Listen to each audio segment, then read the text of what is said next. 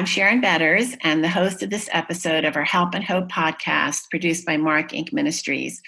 You can hear more stories like this one when you visit markinc.org. Today, I'm so eager to introduce you to Cori Salchert. Cori is the author of I Will Love You Forever, a true story about finding life, hope, and healing while caring for hospice babies. She's also the mother of over 15 children, and some of them have died in her care, and we're going to hear about that. Cori traveled a really painful pathway before she arrived at her calling to caring for and loving terminally ill children so that they would not die alone. I know that Cori's story is going to inspire, encourage, and challenge you as it has encouraged and challenged and inspired me to carefully consider how we are investing our own lives into offering help and hope to others. So, Cori, welcome. Thank you, Sharon. Cori, as we get into your story, why don't you tell us about yourself and your current season of life? I am Cori Salchert and currently married for almost 31 years. We still have 3 biological children at home, one who is adopted, Charlie, who is 4.5.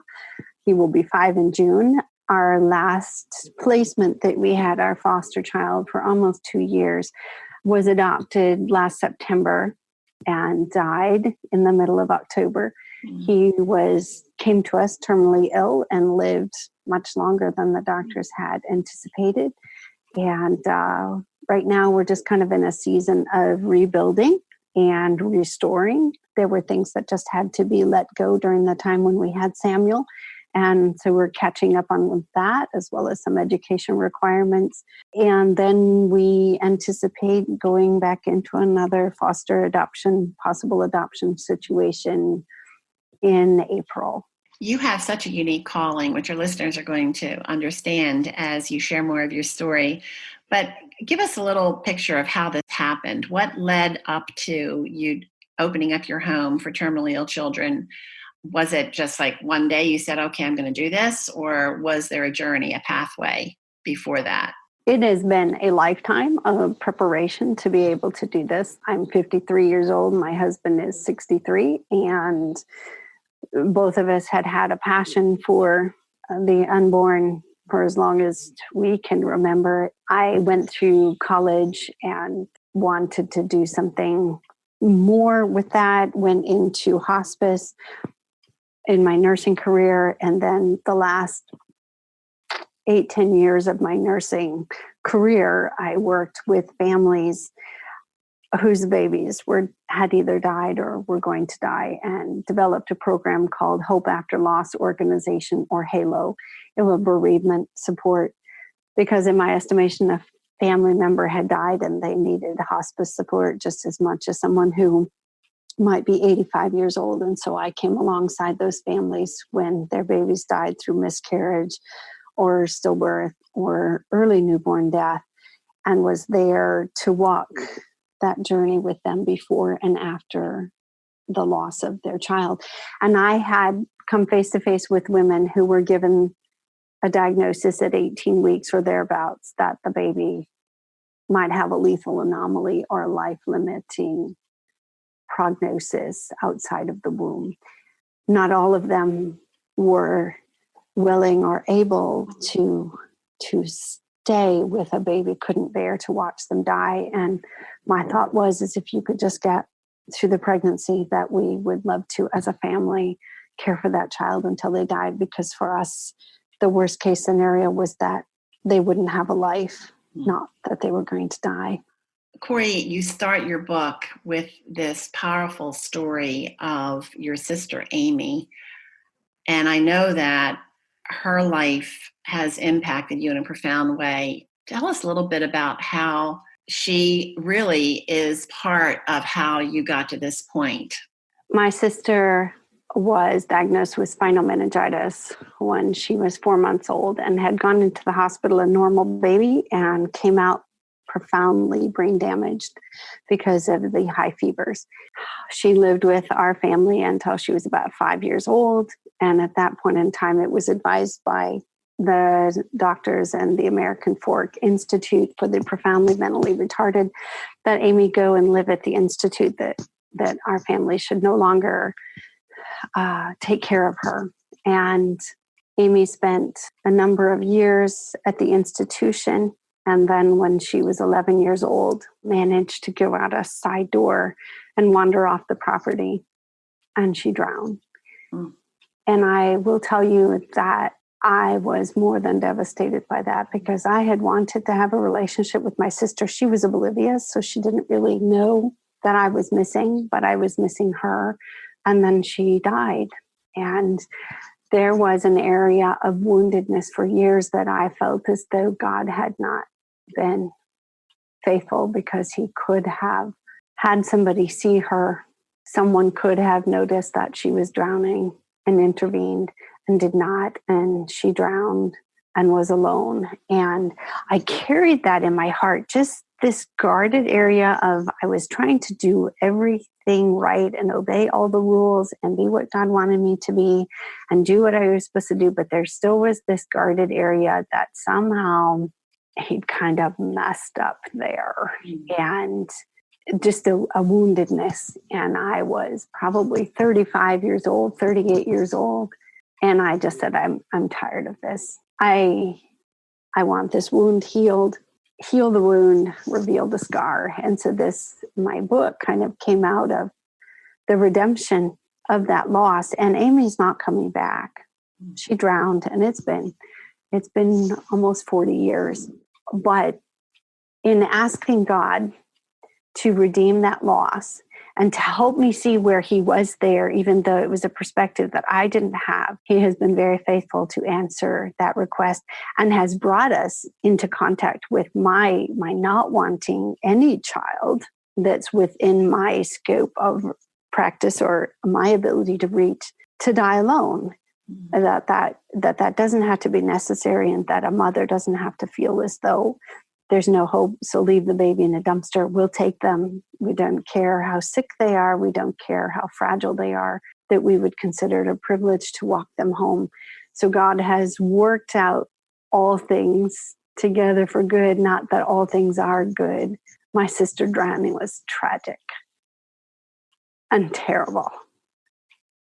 But God has worked such good through that loss and through healing my heart, that I have compassion and empathy and passion for children who might be profoundly brain damaged and need someone to stay close. You mentioned that you went through some difficult times with your health. How long was that period of time? Oh, I've struggled with my health since I was a little kid. And then you hear, oh, you're not that sick, or it's not that big a deal. When I was growing up, you could get Wonder Bread and you could get 3 loaves for $1. And we lived on an awful lot of that. And I was sick all the time. And I had no idea that I had celiac disease, and that, bread was not my friend. And it didn't matter whether it was whole wheat or whether it was Wonder. It was not good for me, but because my diet had all of that gluten in it and dairy, which I cannot handle. It's not a matter of that I just don't like it, because I really do. I'm very much looking forward to heaven and having Cinnabons and pizza. But this side of heaven, it is not my friend. And I became deathly ill with all of that, and had been sick for years. And then doctors would say, well, I'm really not finding anything, because they weren't looking for that particular thing. So I have certainly sat in a number of doctors' offices where they've said, we're not finding anything that's wrong. Maybe you need some Wellbutrin, maybe you need some Zoloft, maybe you need some Prozac, because you're obviously, depressed. And then hearing over and over that because they don't know what's wrong with you, then it must be something that was mental. And there's absolutely a mental component. I mean, I have Hashimoto's thyroiditis, and if your thyroid is not working correctly, there are times when you can just be despairing of life itself. So it absolutely impacts you mentally. It doesn't mean that I sit in a psychiatrist chair kind of diagnosis, but yes, over and over and over again, heard, I don't know what's wrong with you. Please don't come back. It's been wonderful to find a physician who says that he finds my case fascinating as opposed to just frustrating. In your book, you describe a lot of details about the struggles that you went through with your health and how doctor after doctor, just as you described, kind of sent you away as maybe it's all in your head kind of thing, but how painful that was for you. You were in real physical pain. You described some of the ways that pain showed up and affected you, and years of this kind of pain. But then later you have said that God was using that period in your life to prepare you for where you are right now. How could he use such a dark place? I'm just going to hit on one aspect of that. I was absolutely pro-life when it came to a baby and believed that they should not be aborted, that they should not be killed because they were not wanted, because they were not loved, because they were inconvenient, or because they were sick or had a terminal diagnosis. And that was all well and good for a baby. And then when it came to my own health, I was so wrapped up in I needed to be contributing. I needed to be productive. And God graciously took me through a period of time where I was completely bedridden. I could get up and go to the bathroom and then go back to bed. At one point, I completely shaved off all of my hair because I did not have the strength to stand in the shower to be able to wash it. And it was also a humbling of myself before God, because I had prayed, if I'm not really going to be living, then I don't want to be here. And I don't understand why I can't just die. And the shaving of my head was, I've always been told, at least in some of the religious background, whatever, that a woman's hair is her glory and that's a gift that she has from God. And I do have beautiful hair, and that is not something that I say with pride. It is something that I've been given. But I got rid of any kind of vanity like that and just said, God, I do not understand what you are doing. And if you are not hearing my prayers for some reason and relieving this suffering, which I know that you have the power to do, and I don't understand what more I can do to have you hear me. And by hearing me, it was either heal me or kill me. I don't want to be living like this, because in my estimation, I wasn't really living. Being an emotional, huge financial, spiritual, physical drain on everyone around me having to care for me.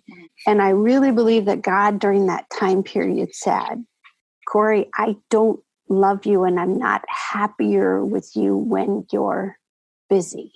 That your value for me is not based on, at the end of your day, being able to tick off a list of all of the things that you accomplished. So therefore, it's been a good day, and therefore, you are valuable.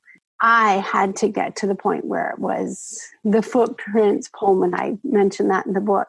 Looking at that footprint poem that said, it was then that I carried you. And I said, I don't want to be carried anymore. I don't want to be carried anymore. I want to get down and walk. I'm not even asking to run, but I want to be able to get down and walk. I don't want to have to be carried. And getting to the place where it was a contentment with, if I have to be carried, then I want to be able to do that and have some peace in my heart over physically not being able to walk myself. And until I could get it through my thick head that he did not value me more because I was able to do stuff for him, I always attributed that to the baby. Didn't mean that they were valuable because they were productive. And then when I got put in a place where I was anything but productive, in fact, was quite the drain, God said, it doesn't just work for babies, it works for you too. And I have been restored in a great measure of my health, but he had to shake the snot out of that idea that as you got older, you definitely should be proving your worth by what you can do. And he just said, that's just too shaky. If you're not able to get up and go, does that mean that you're worthless and that you should be put away? I mean, that is such a profound teaching moment, especially as you have applied it to where he's called you to care for these children who the world might look at and say, well, they're really worthless because they're not contributing. And what you're saying is that's not what gives us our worth in God's eyes. That God's love is not rooted in what we do or what we're able to give and contribute to others. It's because he loves us, period. We have value because we're made in the image of God. And that's where our value stems from. And if you can get up and go and you can do, then you should.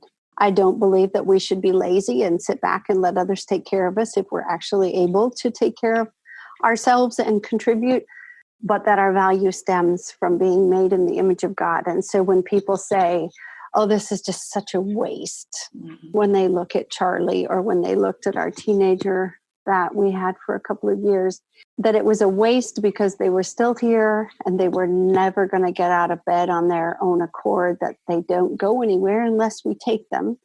And that it was a waste of my time to day in and day out take care of a child who would never in turn contribute, quote unquote, tangibly to my life. And so I get to come back with, I don't care for them in order for them to give back to me. This is an opportunity, actually, in some respects, to love unconditionally. And they're not valuable because of their ability to contribute. And I don't consider it a waste of my time. And I'm the one who is caring for them. And then I also take them to task and say, and so would you say that I should neglect them and let them lay in their filth or not feed them so that they can stop being a waste and die? Because I'm not going to in any way neglect them. I personally am responsible to do what I can for these children. And God knows the number of their days. That's not my place to step in and say, you're done. I'm not going to take care of you anymore. But to leave that with God and then to step in and care for these children for the time that they are living and to, in whatever way humanly possible, contribute to a quality of life that is not any more painful or any more grievous than it has to be. And I cannot tell you that I can relieve all of the pain. When Samuel died last October, it was a terribly difficult time. He had pulmonary edema, and it was a very rough day in spite of the medications that I had to be able to mitigate his suffering. And I will tell you that in the process of him dying, I found myself so angry at death and that this was horrible and please take him already. I don't understand why this is so difficult. And I pulled up a message by Timothy Keller out of New York City. And he was talking about Christ's death and that the magnitude of the suffering that he endured was a reflection of the sinfulness that he had to atone for. And it actually, believe it or not, I listened to that sermon in the last 45 minutes of Samuel's death in order to retain some sanity and not run, because it was out of my hands what he was going through. And I could not take it myself. And I thought, all right, Mary stayed and watched as Jesus died, could not do anything. And he had pulmonary edema. He had all of those things. And my child wasn't being crucified, but he was dying. And that Jesus is no longer dying. He's no longer suffering. And as soon as Samuel drew his last breath, he had no memory of what he just endured. And I do. But that is a place that I can attest that God knows my grief and that he's been touched by it and that I'm not alone and that I won't ever go through anything that Jesus Christ cannot understand and therefore advocate for me, and that suffering was there. But it was also wonderful to know that at the tomb, Lazarus's tomb, when Jesus wept, it also says, and most of our translations don't have it, it says that he was enraged. He was enraged at death. And I'm telling you, I was feeling a little guilty over how angry I was over Samuel's dying, that it was this hard. And it was such a gift to be able to listen to another message that actually went into that they're very uncomfortable with Jesus being enraged at death. He knew he was going to raise Lazarus from the dead, but he was still enraged at death. So he even understands my anger over that suffering and not just the grief. And it will be redeemed.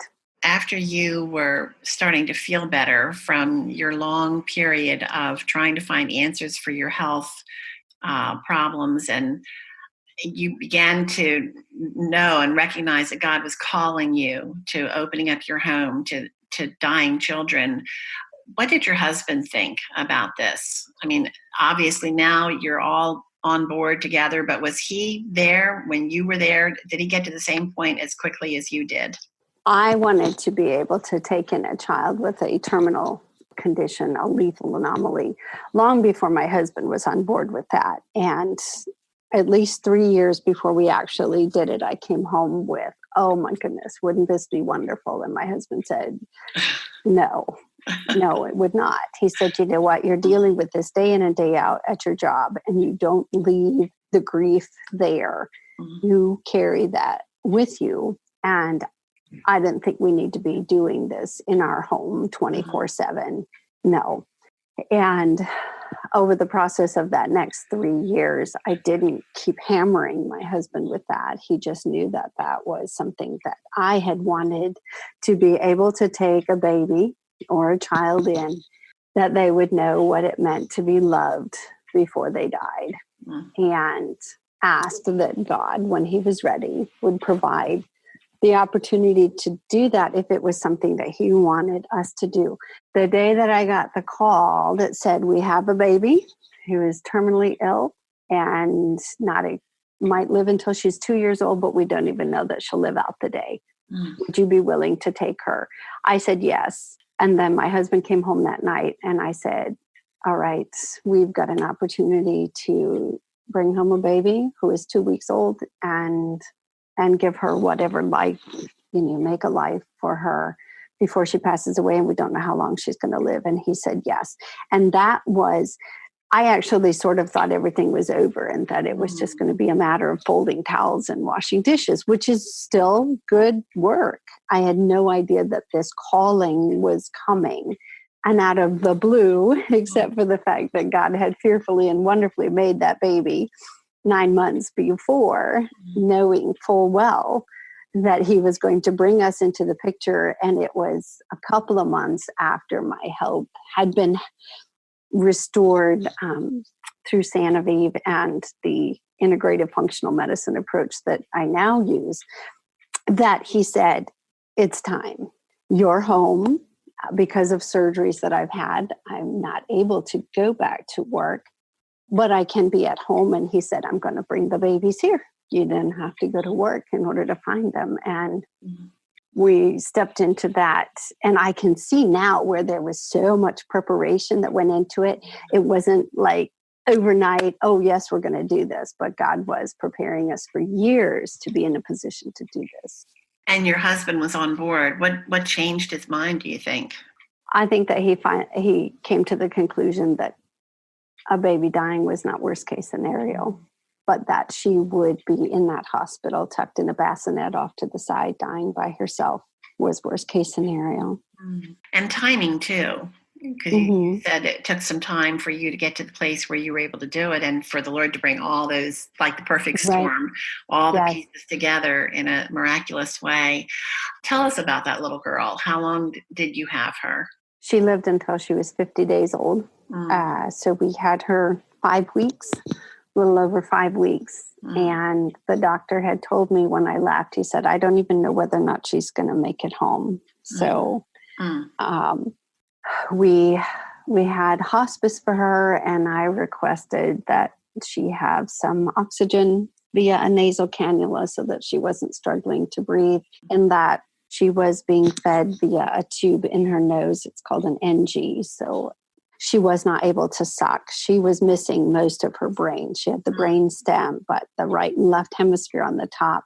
There was nothing in the top. If you put an ophthalmoscope on her fontanelle there and turned the light out. It was like a globe. It was just all fluid. So it was really pretty miraculous that she had survived outside of the womb. And the doctor had said, and this is what I find so telling when they think that, an abortion can be done and that, it's not painful for the baby. The doctor said, she is a vegetable. She will only respond to painful stimuli. And she was missing most of her brain. But the nerve network was still there. And she definitely was much more responsive to us than he had given her credit for. And so, whether she had been responsive or not, because she was made in the image of God and therefore had value, it didn't matter whether she responded to us. We were still going to care for her to the best of our capability and leave the timing of her death in God's hands. And so our family was ready to go. I had 5 children still at home at that point in time. 3 of them were out, and those 5 that were home just said, okay, what are we going to do? We'll just kind of hold her, right? And I said, that's probably the biggest thing that we can do for her. And she was held almost constantly. Well, you mentioned you have 5 children that were home at that time, but you actually have 8 birth children. Yeah. Correct? Yeah. Yes. So you have a big family. And so talk a little bit about how the children responded. You talk about how they mostly held her. Did any of them struggle with you bringing such a crisis situation into your home, especially after you were coming out of a long period of health crisis? Yes, well, absolutely. There were certainly some mixed feelings, and we had extended family that they were so angry. They just did not understand why we would purposely take in a baby who was going to die. Why would we do that to our children? So I'll tell you that my children that were at home kind of are a little confused by that because they didn't feel like we were doing anything to them, especially in a negative sense. We provided comfort and, not that she would have cared, but have baby, have oxygen tank, will travel.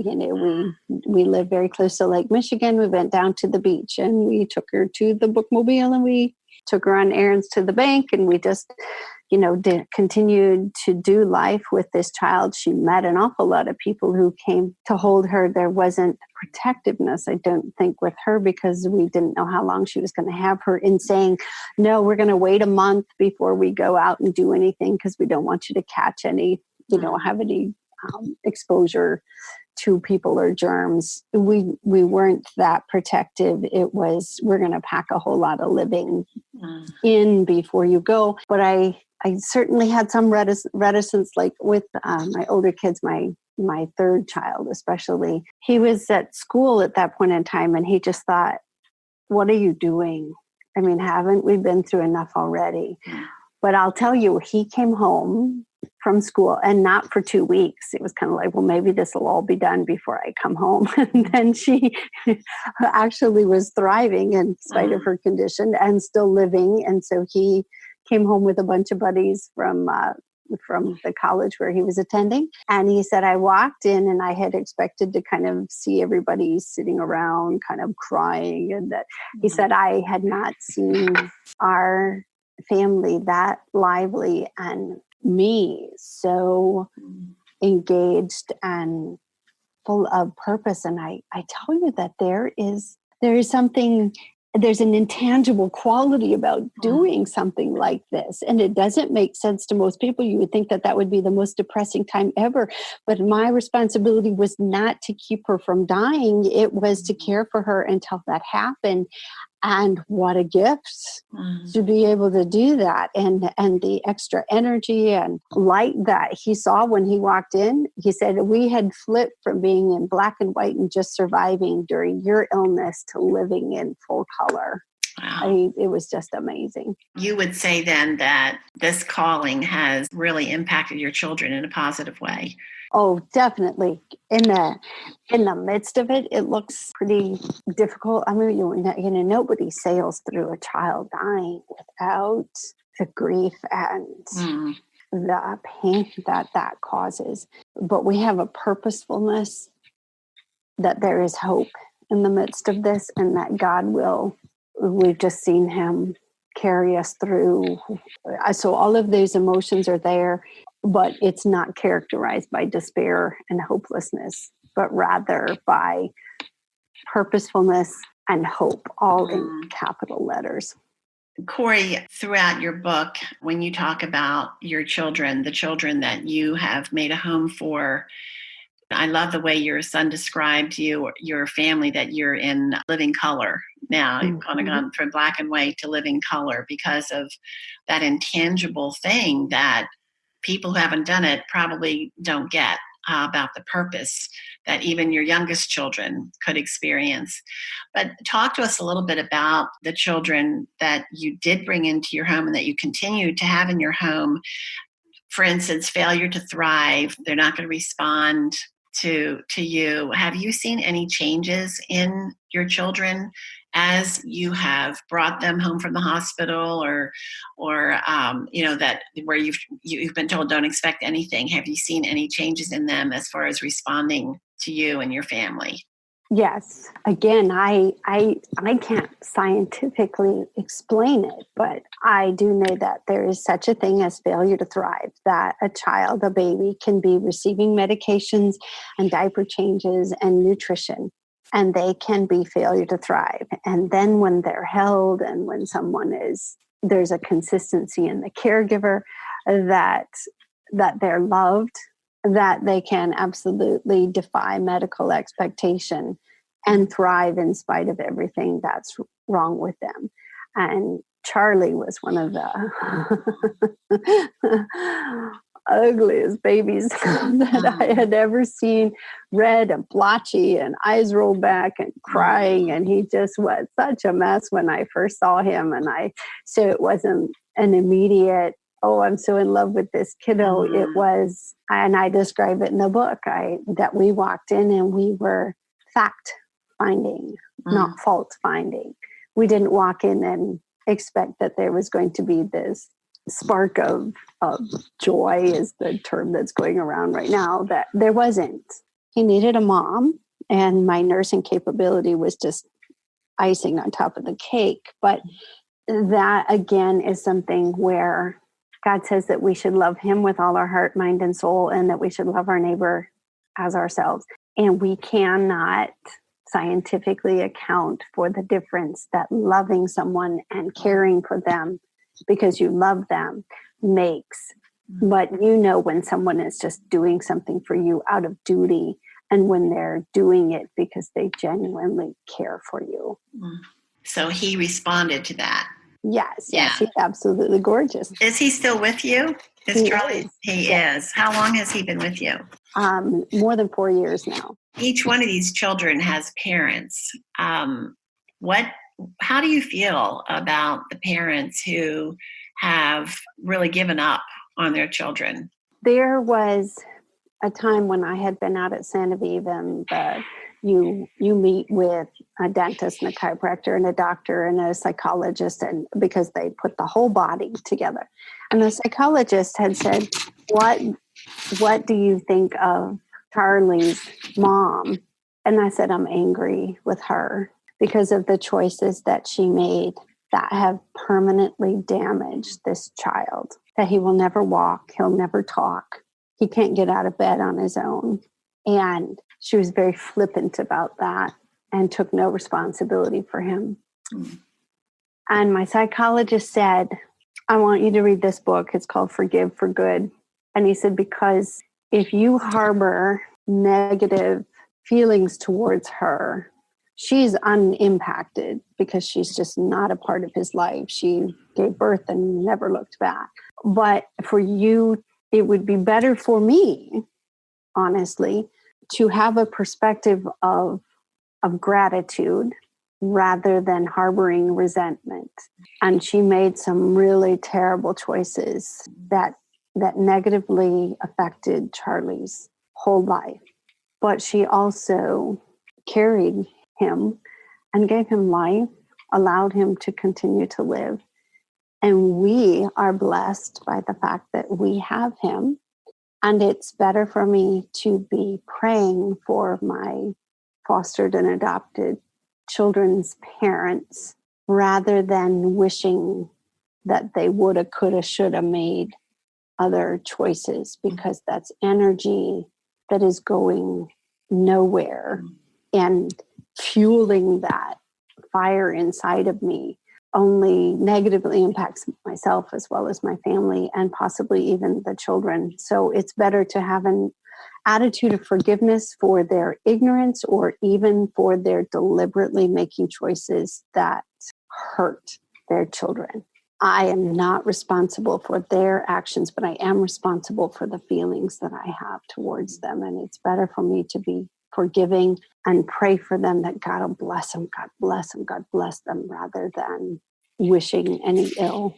I really appreciate your explanation, Cori, because I've heard you say, no judgment on the parents. And to hear you explain how you have processed and gotten to that point, I imagine that process applies to a lot of places in life, whether we are doing what you're doing or wherever God has called us, to be able to release and to forgive and to let go. And as you say, put the energy into the task before us, into what God has called us to.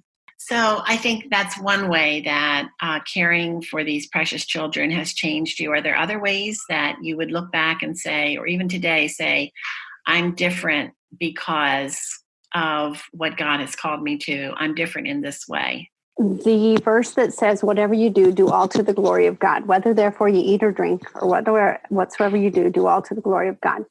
That was kind of out there in theory. And I was told as a young person in high school, God is going to do some amazing things with you.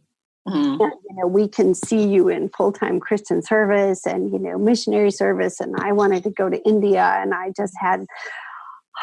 was just ready to be a martyr for God. And then, suffering is very romantic until you have to actually do it. And then it's like, but this isn't fair, because there's still a part of you that is like, but I love you, God, so I don't understand why everything is just not going swimmingly.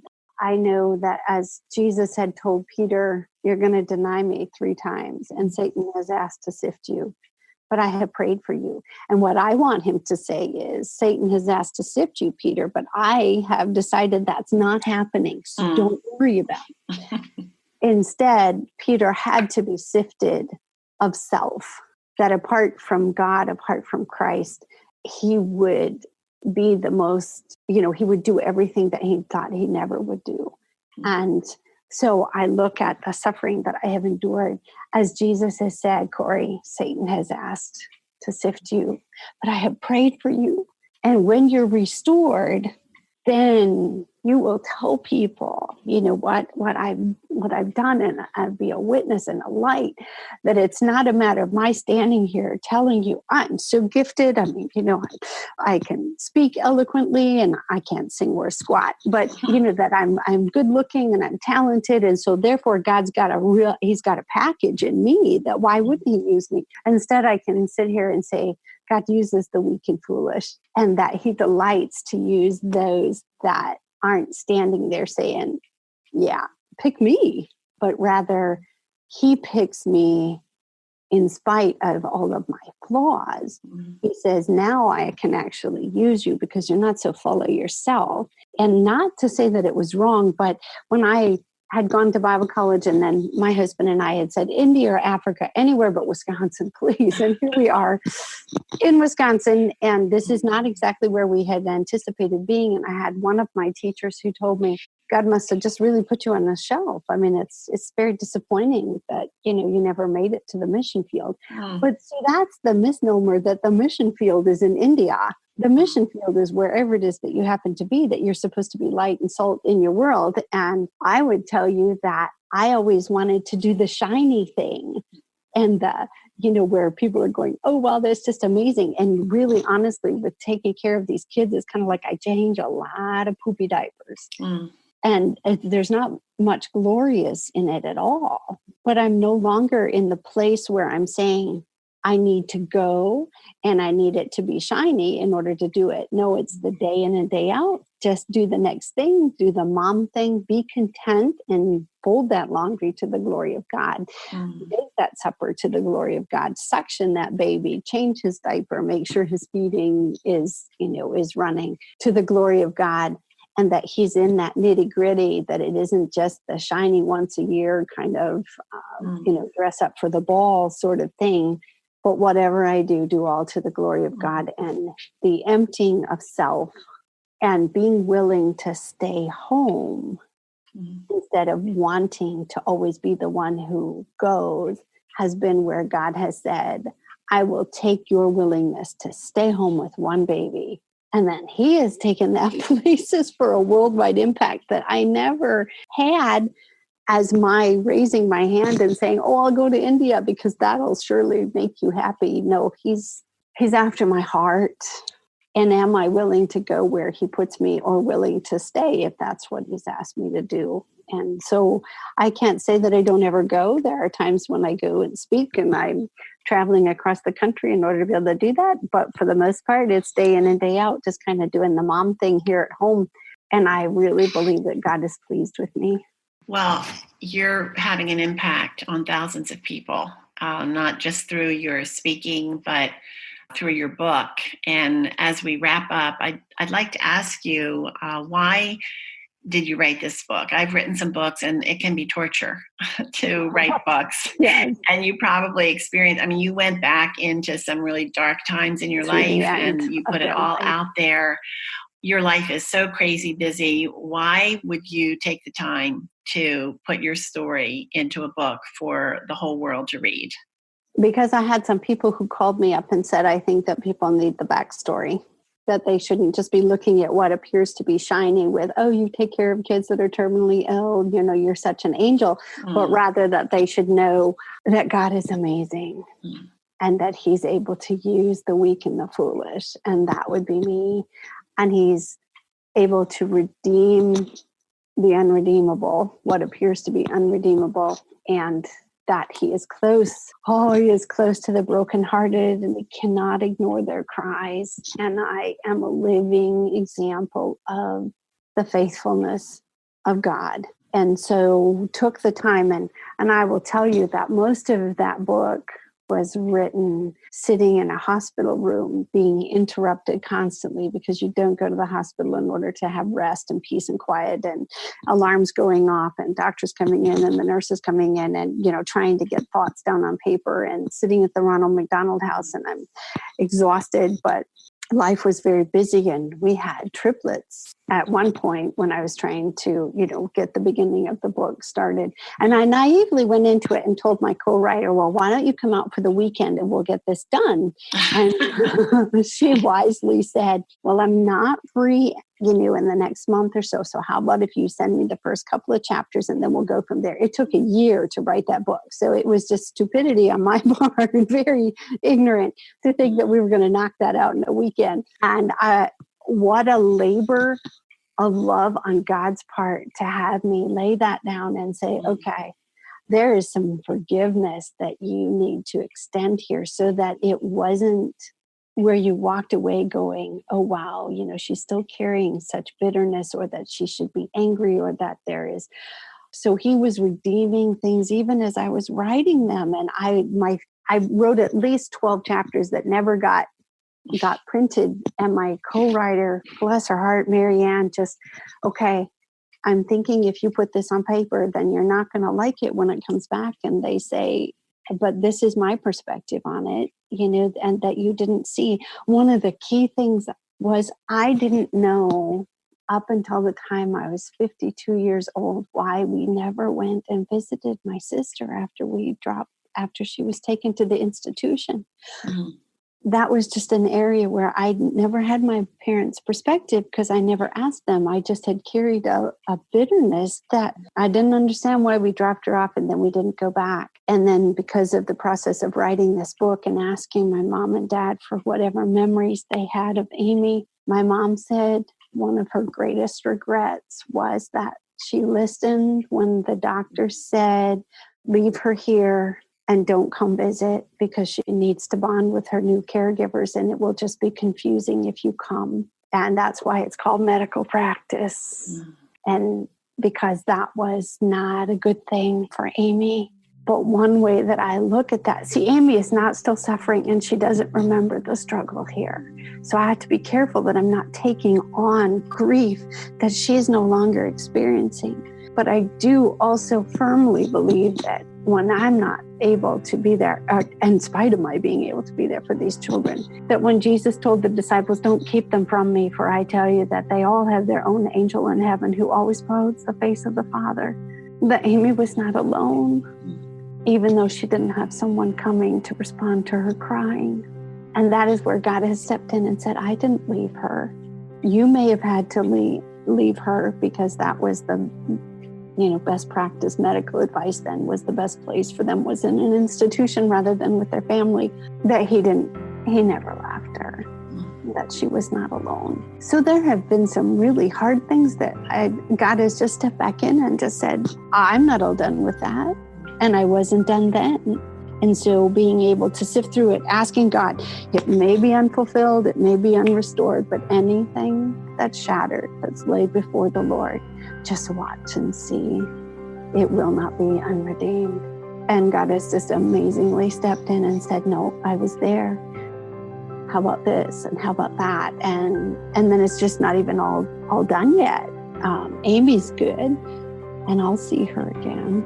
My name is Sharon Betters, and you have been listening to my conversation with Cori Salchert, author of I Will Love You Forever.